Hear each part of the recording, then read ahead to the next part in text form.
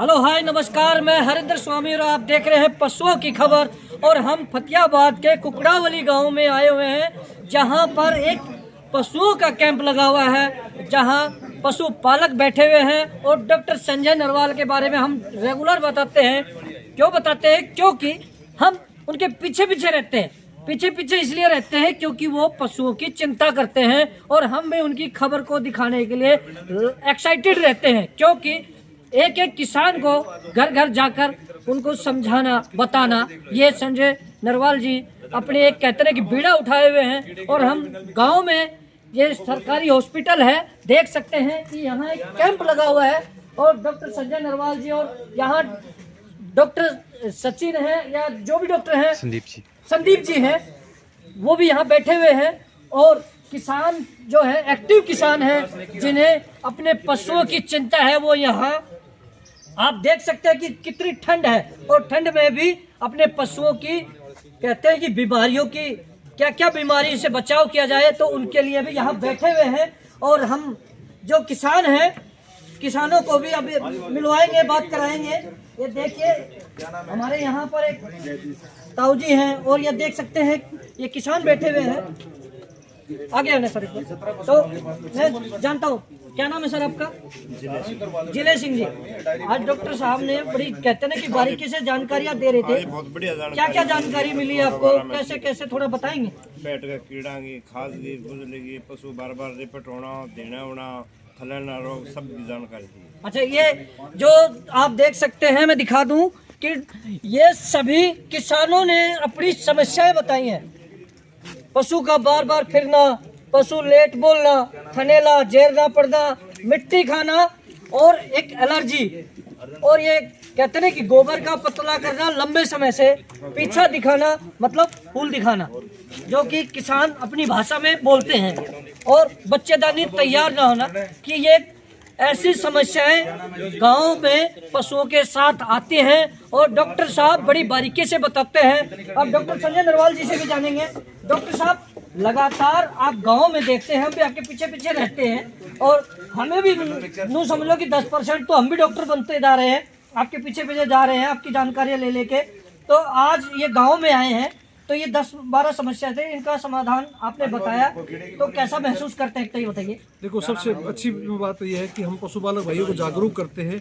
उतना पशुपालक भाई जागरूक होंगे, अपने पशुओं का रखरखाव अच्छे से करेंगे, तो अपने पशुओं से वो अच्छी इनकम ले सकते हैं। और हमारा कंपनी का एक ही उद्देश्य है, उनका पशु स्वस्थ रहे और पशुपालक भाई खुशहाल रहे।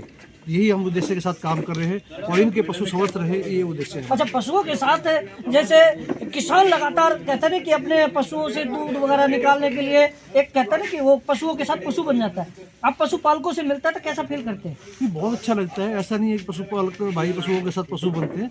पशुपालक भाई पशुओं को अच्छी केयर करते हैं, अच्छे पशुओं को रखते हैं, अच्छी ब्रीड के ऊपर हम करते हैं, उनको फोकस करते हैं कि अच्छी ब्रीड रखो। अच्छी ब्रीड रखेंगे तो ऑटोमेटिक है, स्वाभाविक है कि वो उनके जो है पशु अच्छे पशु तैयार होंगे, अच्छे पशु तैयार होंगे, अच्छे वैल्यू में बेच सकते हैं। या घर पे मिल्क का उत्पादन लेना तो वो अच्छा होगा।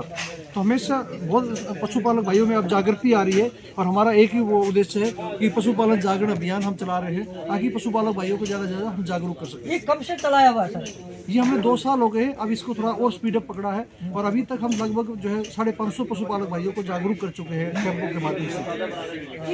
बहुत से कहते हैं कि डॉक्टर साहब बस पशुओं को की जानकारी दी और निकल ली है, तो क्या ये बात सच्चाई है? देखो, किसी कहने वाले का कुछ नहीं कहा जा सकता। हम पशुपालक भाइयों को सैंपल भी देते हैं, फ्री ऑफ कॉस्ट देते हैं और उनके पशुओं को डिवर्मिंग भी कराते हैं, लीवर टॉनिक भी देते हैं, मल्टीविटामिन भी देते हैं। तो टाइम टू टाइम है, हमारा काम हम करते जा रहे हैं। लोग कौन क्या कह रहा है हम उस पर फोकस नहीं करते। हमारा एक ही उद्देश्य है, पशुपालक भाई स्वस्थ रहें, उनके पशु स्वस्थ रहें और आगे बढ़ते रहें। देखिए, आप जितने सैंपल देते हैं, क्या उनको कोई फीडबैक मिलता है?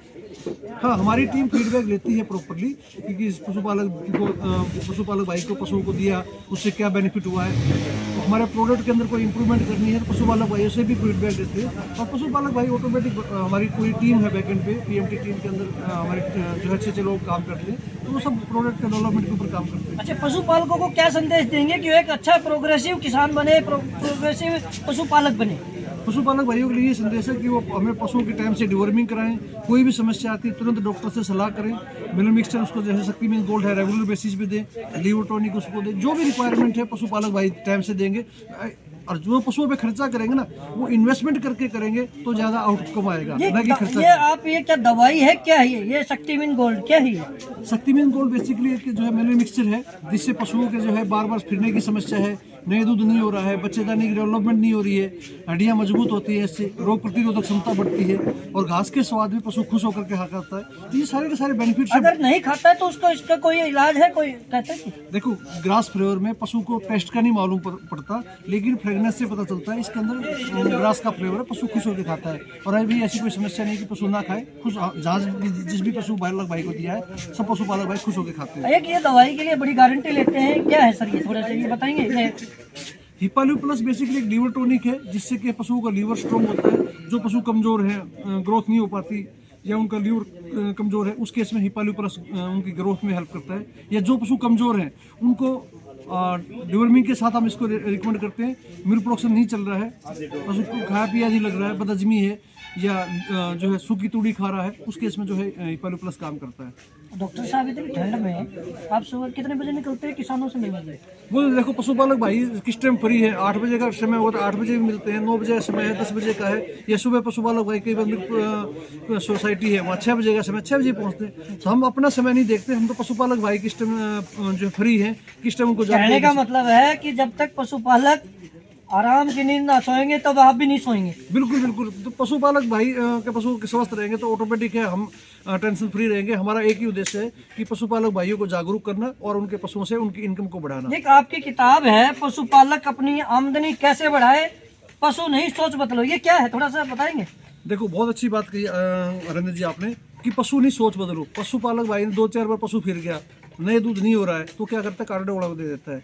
हम ये कहते हैं उसको अच्छे डॉक्टर से ट्रीटमेंट कराएंगे, उसको रेगुलर बेसिस पे मिनरल मिक्सचर देंगे, शक्तिमीन गोल्ड, डिवर्मिंग करवाएंगे, तो पशु जो है हर साल बच्चा देगा। तो उसको पशु बार बार बेचने की आवश्यकता नहीं है, सिर्फ अपनी सोच को बदलना पड़ेगा। अपने उसके ऊपर इन्वेस्टमेंट जो हम कर रहे हैं उस इन्वेस्टमेंट के ऊपर फोकस करना पड़ेगा कि जो भी हम खिला रहे हैं ना वो खर्चा नहीं, वो इन्वेस्टमेंट है और वो उसको रिटर्न देगी। सुना आपने डॉक्टर साहब ने, अभी डॉक्टर संजय नरवाल जी ने कहा कि पशु नहीं सोच बदले। ये किताब भी कितने दिनों में लिखी होगी, क्या सोच के लिखी होगी, ये अपनी सोच के लिए नहीं पशु की सोच के लिए लिखी है। तो मैं भी ये कहूँगा कि ये किताब अधिक से अधिक पशुपालक पढ़ें और अपनी सोच बदले, पशु ना। क्योंकि एक RSM विनोद शर्मा जी हैं, वो भी हर कैंप में कहते हैं कि अपनी सोच बदले, पशु ना बदले। तो विनोद जी आप क्या कहेंगे? बिल्कुल सही कहा नरेंद्र भाई आपने कि पशु नहीं सोच बदले, क्योंकि पशु बदल लिया तो वो फिर फायदे का सोच कर रहेगा, फायदा मुनाफा कहाँ कमाएगा। और पशु सोच बदलेगा तो ऑटोमेटिक जो है वो पशु और बढ़ाएगा, क्योंकि वो पशु से ज़्यादा मुनाफा कमाएगा। और सोच बदलने का मतलब ये नहीं है कि मतलब जो है वो अलग अलग गाय की जगह भैंस पालना शुरू कर दे, भैंस की जगह गाय पालना शुरू कर दे। यानी कि वो पशु का रख रखाव कैसे करे, उसको क्या खिलाना चाहिए, क्या पिलाना चाहिए, क्या शक्तिमीन गोल्ड क्यों दे, वो उसका खर्चा क्यों करे उसके ऊपर। उससे खर्चे से उसकी आमदनी बढ़ने वाली है, तो उस आमदनी से उसकी जेब गर्म होगी, और जेब गर्म होगी तो ऑटोमेटिक जो है वो मुनाफे की तरफ बढ़ेगा ही बढ़ेगा। ठंड है, ठंड में कहाँ से जेब में तो हाथ डालने से गर्म हो जाएगी, कैसी जेब गर्म करोगे आप? बिल्कुल बिल्कुल। देखो वो कहते हैं ना आजकल वैसे ही गर्मी जो है सबसे बड़ी गर्मी है, और सोच तभी तो बदलती है ना। हमारे पास 10 रुपए तो हम 10 रुपए के हिसाब से सोचेंगे, और हमारे पास लाख रुपए तो उसके हिसाब से सोचेंगे। तो फार्मर का मुनाफा जब बढ़ेगा तो वो पशुधन के साथ साथ उसके बाद सोच कैसे बदलेगा कि वो मेरे पास पशु बढ़ने लगे, उससे मुनाफा कमा रहा है, फिर वो सोचेगा इसी दूध से मैं कैसे मुनाफा कमा सकता हूँ, इससे मैं दूध मतलब जो है पनीर तैयार कर सकता हूँ, इससे मतलब जो है दही के लिए कुछ अलग से बिजनेस कर सकता हूँ। तो उसकी सोच बदलेगी कि नहीं बदलेगी जी? तो सोच बदलने का कारण यही है। अभी आपने सुना कि विनोद जी ने पूरी कहते हैं कि जेब भरने का तरीका बता दिया।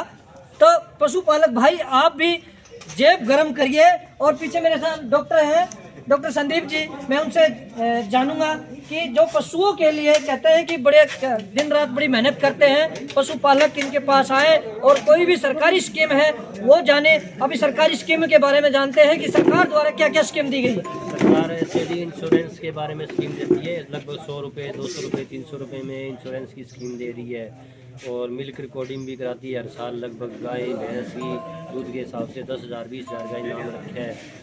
और लोन वगैरह की स्कीम मिल रही है काफ़ी। 3 पशु 5 पशु का भी मान लो लोन वगैरह मिल रहा है, वो भी 2-3 तरह की स्कीम है। PKCC भी चल रही है स्कीम। अच्छा जी। हाँ, और समय समय पर वैक्सीनेशन वगैरह कराती रहती है सरकार। हाँ, ये वैक्सीनेशन के ऊपर बात आई। वैक्सीनेशन के लिए कहते हैं कि किसान हैं, हमारे पशुपालक हैं, बड़े पीछे हटते हैं, तो उसके लिए क्या कहेंगे? वैसे वो सिर्फ दूध के लिए करते हैं, वैक्सीन लगती है तो 2-3 दिन के लिए दूध कम हो जाता है, इसलिए पीछे हटते हैं। फिर भी हम समझा बुझा के उनके वैक्सीन लगा के तो आते हैं। ये गांव में कितने % या वैक्सीनेशन? लगभग 90% के करीब वैक्सीन। मतलब जागरूक किसान है यहाँ। हाँ, जागरूक किसान लगभग 90% वैक्सीन। तो आप कौन कौन सा गांव देखते हैं जो जहाँ के पशुपालक आपसे संपर्क कर सके? मैं कुकड़ाली और करनौली में ड्यूटी में। 2 गांव में आपकी ड्यूटी है। तो जो आप दूसरा गांव बता रहे, कौन सा गांव बताया आपने? कनौली। कनौली में भी पशुपालक एक्टिव है? हाँ, वहाँ बहुत बढ़िया जमींदार है, एक्टिव जमींदार। अच्छा जी। तो ये जैसे आपने स्कीमें बताई कि भाई 15,000 रुपये मिल्क रिकॉर्डिंग है, या पशु का जितना ज्यादा दूध दे रहा है, वो यही कहना चाह रहे हैं। और इंश्योरेंस वगैरह के लिए क्या कहना चाहेंगे? इंश्योरेंस की स्कीम काफी अच्छी चल रही है। 100 रुपये और 200 रुपये में लगभग लाख। 100-200 ये कौन सा क्या बार्गेनिंग वाला फंडा है क्या? 100 रुपये में मान लो जिसने 80,000 के करीब बीमा मिल रहा है, और 200 रुपये में लाख के करीब, इस तरह से। और 300 रुपये में उससे भी ज़्यादा बीमा मिल रहा है सरकार। पशु की कीमत के हिसाब से इंश्योरेंस है, इंश्योरेंस या दूध का मात्रा के हिसाब से? ना, दूध के नहीं, पशु। हाँ, दूध के हिसाब से कीमत होगी पशु की। अच्छा जी। नस्ल और दूध के हिसाब से, उस हिसाब से इंश्योरेंस होता है। जी।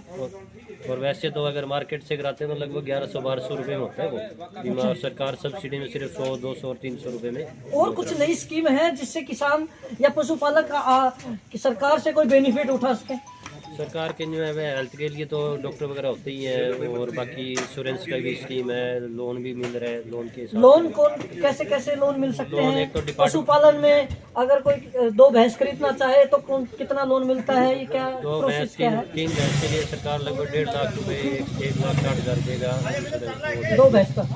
नहीं, 2 भैंस का लगभग लाख रुपए के करीब, 1,20,000। मतलब एक भैंस का 60,000 के आसपास 60-65,000 पैसा देती है सरकार। तो प्रोसेस क्या है? कोई क्राइटेरिया है इसका? क्राइटेरिया कैसे? जैसे कि कोई जनरल जाति से है, SC ST से है, SC के तो उनको क्या बेनिफिट है? SC को 50% सब्सिडी दे रही है, और जो जनरल है उसको 25% सब्सिडी में दे रही है। अच्छा।